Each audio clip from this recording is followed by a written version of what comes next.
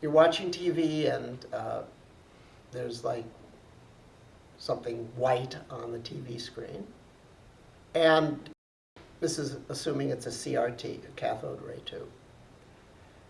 And I come in and I say, there is no thing called white on that screen.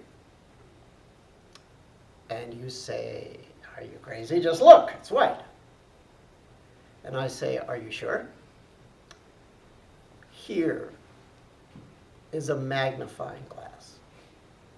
We agree that this magnifying glass does not change what is there.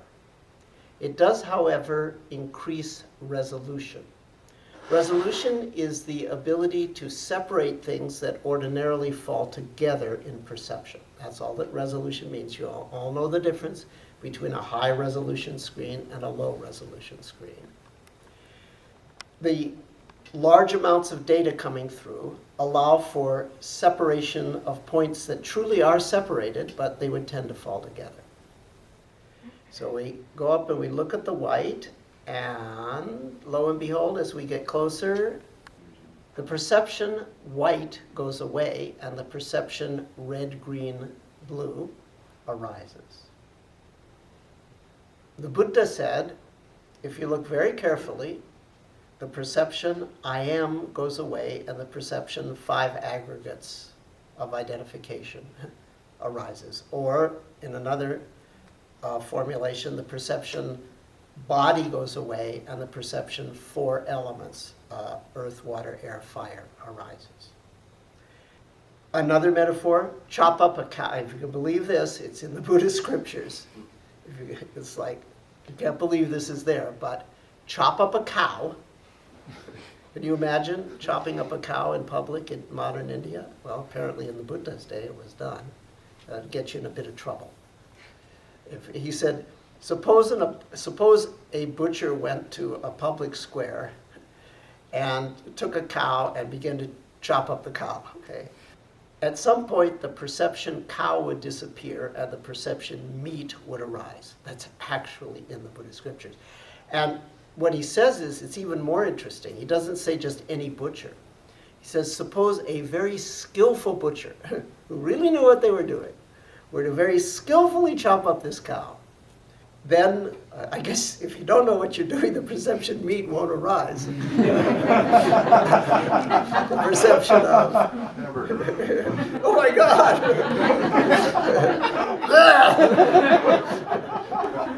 But a skillful butcher, the perception cow will go away and the perception meat will arise. So, I think you see my metaphor here. The perception white goes away and the perception red, green, blue arises. Well, I would claim that when you look very carefully at least your core subjective self of thought and emotion, the perception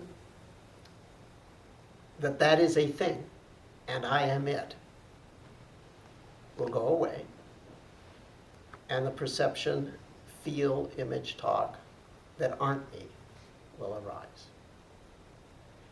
So that's my metaphor. Why I think that this is worth looking into is this is 100% a perceptual research project. There's nothing conceptual in it.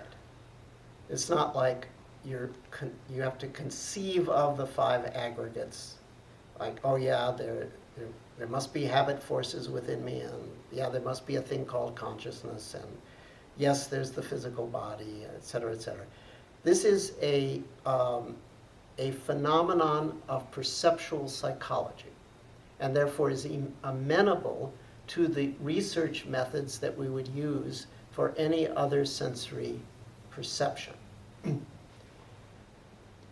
We don't know how red, green, blue mix to produce something that is not none of them, to wit, white. We don't know how the visual system does it. I mean, we know in some vague ways some things about the circuitry, but we do not really understand how an illusory emergent property arises. but someday we will.